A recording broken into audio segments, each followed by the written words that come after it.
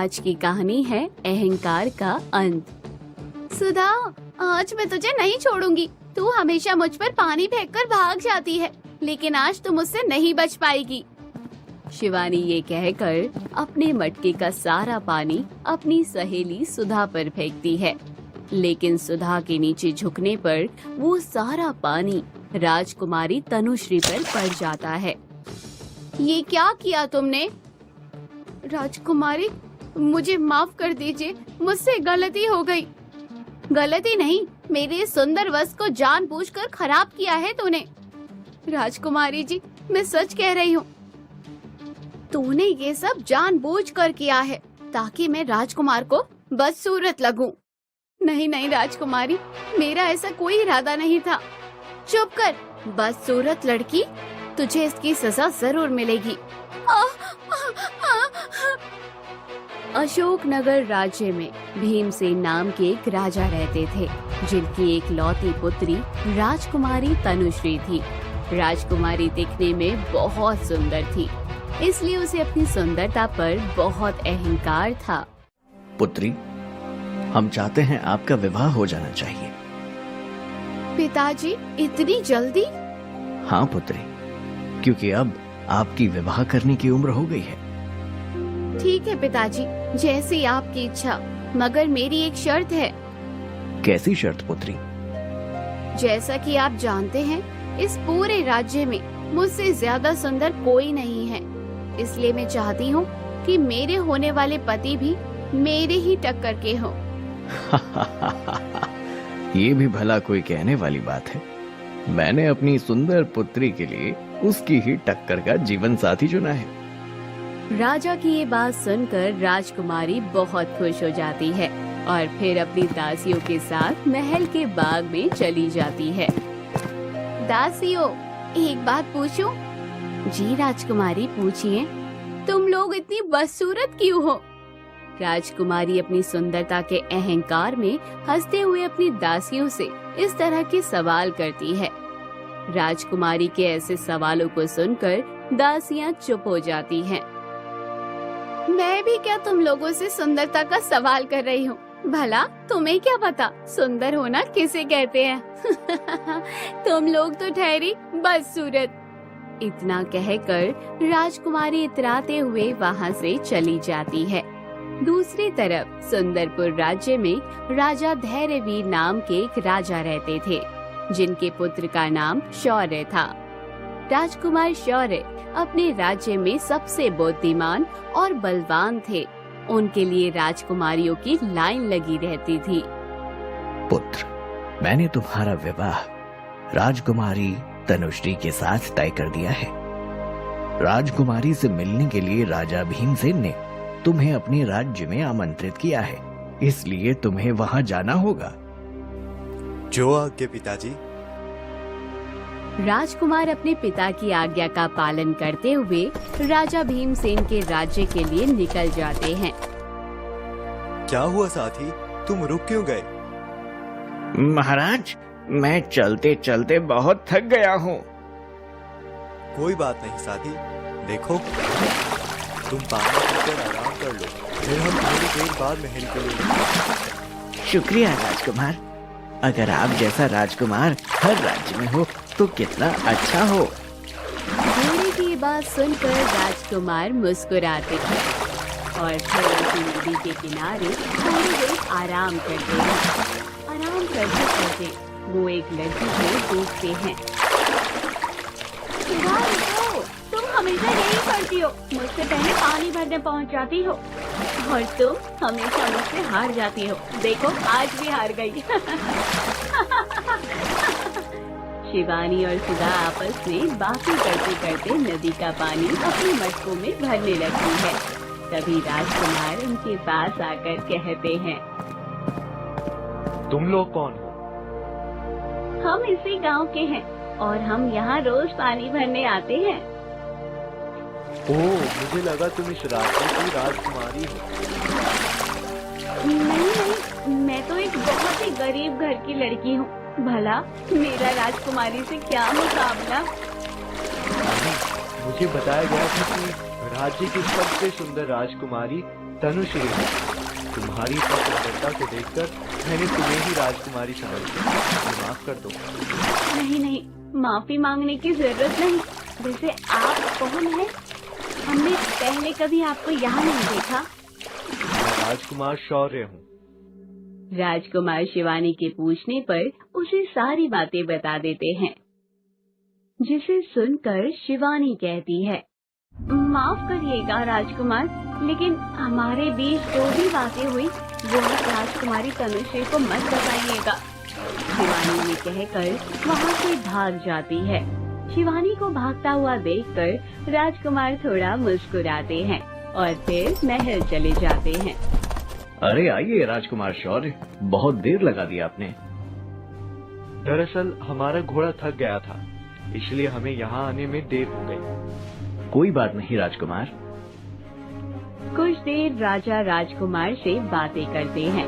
तभी वहाँ पर राजकुमारी तनुश्री आ जाती है। राजकुमार, इनसे मिलिए, ये हैं हमारी पुत्री राजकुमारी तनुश्री। राजकुमार शौर्य, कैसे हैं आप? मैं ठीक हूँ, आप कैसी हैं? मैं हमेशा की तरह सबसे सुंदर। राजकुमारी अपनी सुंदरता के अहंकार में राजकुमार की बातों का जवाब देती है, जिसे सुनकर राजकुमार को अच्छा नहीं लगता और वो कहते हैं, राजकुमारी, सुंदर तो आप हैं, लेकिन मैंने इस राज्य में एक और सुंदरी देखी है, जो कि बेहद सुंदर है।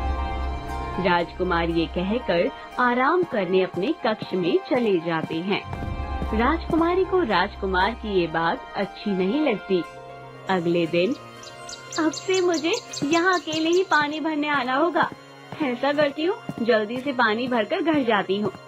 शिवानी अपने मन में ये सोचकर पानी भर रही होती है कि तभी अचानक वहाँ राजकुमार आ जाते हैं और कहते हैं, शिवानी, आज तुम अकेले पानी भरने क्यों आई हो?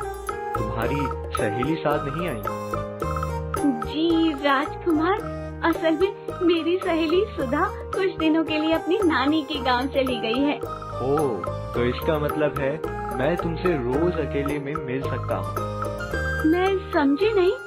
शिवानी, मैं तुम्हें पसंद करता हूँ और मुझे तुमसे मिलना अच्छा लगता है। पर राजकुमार, आप तो राजकुमारी के होने वाले पति हैं।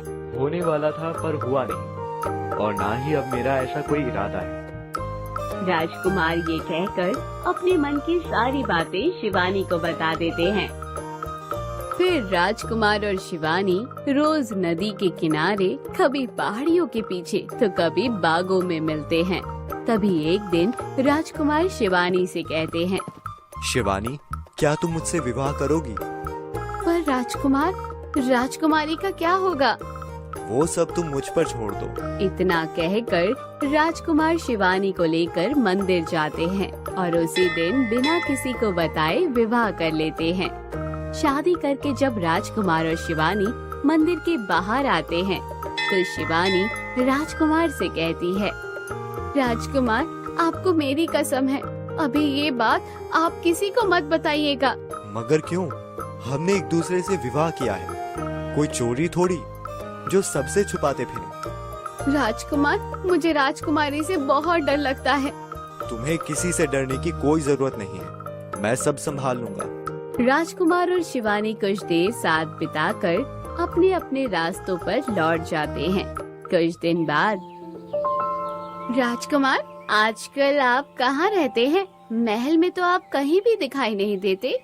जी राजकुमारी, वो दरअसल मुझे महल के अंदर आना ज्यादा पसंद नहीं है। राजकुमार ये कहकर महल के बाहर चले जाते हैं। राजकुमार को जाता हुआ देख राजकुमारी अपने मन में सोचती है, ये कैसा इंसान है, लोग हमारी एक झलक देखने के लिए मरने को तैयार है, और एक ये है कि मुझसे दूर दूर भागता है। मुझे पता लगाना होगा कि आखिर मामला क्या चल रहा है।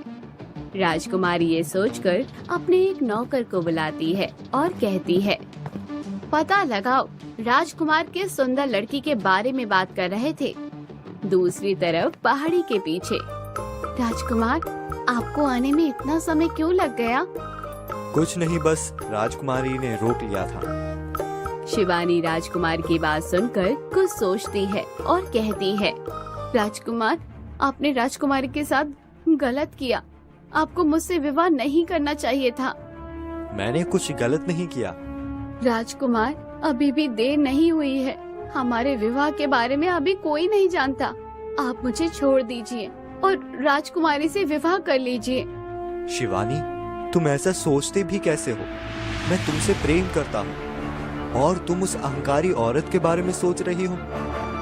राजकुमार शिवानी की बात सुनकर गुस्से से वहाँ से चले जाते हैं। तभी शिवानी रोने लगती है। कुछ दूर पर खड़ा राजकुमारी का नौकर शिवानी को राजकुमार के साथ देख लेता है, लेकिन दूर होने की वजह से उन दोनों की बातें नहीं सुन पाता। क्षमा चाहता हूँ राजकुमारी, लेकिन आपके लिए एक बुरी खबर है। कौन सी बुरी खबर? जिस सुंदर लड़की के बारे में राजकुमार बात कर रहे थे, वो सच में बहुत सुंदर है और वो आज राजकुमार के साथ थी। नौकर की ये बात सुनकर राजकुमारी बहुत ज्यादा क्रोधित होती है और फिर खुद भी शिवानी को देखने की ख्वाहिशमंद हो जाती है। शिवानी को देखने के लिए वो गांव की सैर पर निकल जाती है। आखिर देखो तो सही कि मुझसे भी ज्यादा सुंदर आखिर कौन हो सकता है। सुनो लड़की, क्या तुम शिवानी हो? जी राजकुमारी। क्या तुम मेरे महल में मेरी दासी बनोगी? वो क्या है ना कि तुम्हारे जैसे गरीब दो कौड़ी के लोग हमारे महल के नौकर ही बन सकते हैं, और फिर तो तुम्हारी सूरत भी कुछ खास नहीं है। राजकुमारी सारे गांव वालों के सामने शिवानी का मजाक उड़ाकर वहां से चली जाती है। शिवानी राजकुमारी की बातों से बहुत दुखी होती है। कुछ दिन बीत जाते हैं, लेकिन शिवानी से नाराज राजकुमार उस दिन से उससे मिलने नहीं आते। उसी बीच राजकुमारी तनुश्री एक खत लिखकर कबूतर को देती है और कहती है, जाओ ये खत राजकुमार को दे दो। जो हुक्म राजकुमारी। राजकुमार जो महल के बगीचे में उदास बैठे थे, उनके पास एक सुंदर सा कबूतर आकर कहता है, राजकुमार, ये खत हमारी राजकुमारी तनुश्री ने आपके लिए भेजा है। कबूतर ये कहकर वहाँ से चला जाता है। तभी राजकुमार उस खत को खोलकर पढ़ने लगते हैं। राजकुमार, आज मैं आपका शाम को नदी किनारे इंतजार करूंगी। राजकुमार खत पढ़कर फिर से वही बगीचे में लेट जाते हैं। शाम का समय हो जाता है और राजकुमारी अपने मन में सोचते सोचते तैयार होती है। आज मैं राजकुमार से कह दूंगी कि मुझे उनसे प्रेम हो गया है और मुझे यकीन है कि वो मेरे ऐसा कहने पर फूले नहीं समाएंगे, क्योंकि मेरी सुंदरता को तो वो पहले ही देख चुकी हैं। राजकुमारी अपने अहंकार में ये सोचते हुए हंसती है और फिर राजकुमार से मिलने के लिए निकल जाती है। कुछ देर में वो नदी के किनारे पहुंचकर राजकुमार का इंतजार करती है। उसी समय वहाँ शिवानी और सुधा एक दूसरे पर पानी डालते हुए भाग रही थी। तभी अचानक शिवानी का फेंका हुआ सारा पानी गलती से राजकुमारी पर पड़ जाता है। ये क्या किया तुमने? राजकुमारी, मुझे माफ कर दीजिए, मुझसे गलती हो गई। गलती नहीं, तूने ये जानबूझकर किया है, मेरी सुंदरता को खराब करने के लिए। नहीं नहीं राजकुमारी, मेरा ऐसा कोई इरादा नहीं था। चुप कर, बदसूरत लड़की, तुझे इसकी सजा जरूर मिलेगी। राजकुमारी इतना कहकर शिवानी को नदी में फेंक देती है। बचाओ बचाओ, कोई मुझे बचाओ। अच्छा हुआ जो तू मुझे आज ही मिल गई। चली थी मुझसे ज्यादा सुंदर बनने। इस पूरे राज्य में सबसे ज्यादा सुंदर मैं ही हूँ, सिर्फ मैं। राजकुमारी हंसते हुए अपनी बात कह रही थी कि तभी वहाँ पर राजकुमार आ जाते हैं। ये क्या किया आपने राजकुमारी? अच्छा हुआ राजकुमार जो आप भी यहाँ पर आ गए। अब बताइए कौन ज्यादा सुंदर है, मैं या ये दो कौड़ी की लड़की? राजकुमार राजकुमारी की बातों को अनसुना करके फौरन नदी में कूद जाते हैं और शिवानी की जान बचाते हैं। फिर राजकुमारी से कहते हैं, तुम्हें अपनी सुंदरता पर बहुत अहंकार है ना? तो सुनो, तुम सिर्फ चेहरे से सुंदर हो, मगर तुम्हारा दिल कोयले से भी ज्यादा काला है। और रही बात शिवानी की, तो मुझे इस पूरी दुनिया में सबसे सुंदर यही लगती है, क्योंकि ये मेरी पत्नी है। राजकुमार की बात सुनकर राजकुमारी हैरान रह जाती है। माना कि आप एक राजा की पुत्री हैं, लेकिन इसका मतलब ये नहीं कि किसी की छोटी सी गलती पर आप उसकी जान ले लें। राजकुमार, आप जानते भी हैं आप किसकी तरफदारी कर रहे हैं। हाँ, मैं जानता हूँ। मैं उस लड़की की तरफदारी कर रहा हूँ जो आपके खुशियों के लिए अपनी खुशियाँ कुर्बान करने चली थी। लेकिन अब मैं ऐसा बिल्कुल होने नहीं दूंगा और आपकी सजा ये है कि आपसे ना मैं विवाह करूंगा और ना ही किसी दूसरे राजकुमार को विवाह करने दूंगा। नहीं राजकुमार, आप राजकुमारी को ऐसी सजा मत दीजिए, आप इन्हें माफ कर दीजिए। शिवानी की बात सुनकर राजकुमारी भावुक हो जाती है और रोते हुए कहती है, मुझे माफ कर दो शिवानी। अपने अहंकार में मैं इतनी अंधी हो गई थी कि यहाँ सही गलत का फर्क भूल गई थी। कोई बात नहीं राजकुमारी, आपको अपनी गलती का एहसास हुआ, यही काफी है। आप सही कहते थे राजकुमार, मन की सुंदरता तन की सुंदरता से ज्यादा होती है और शिवानी तन और मन दोनों से ही बहुत सुंदर है। मेरा ये चैनल सब्सक्राइब करें और मेरे हर अपडेट आपको मिले, इसके लिए बेल आइकन जरूर दबाइएगा।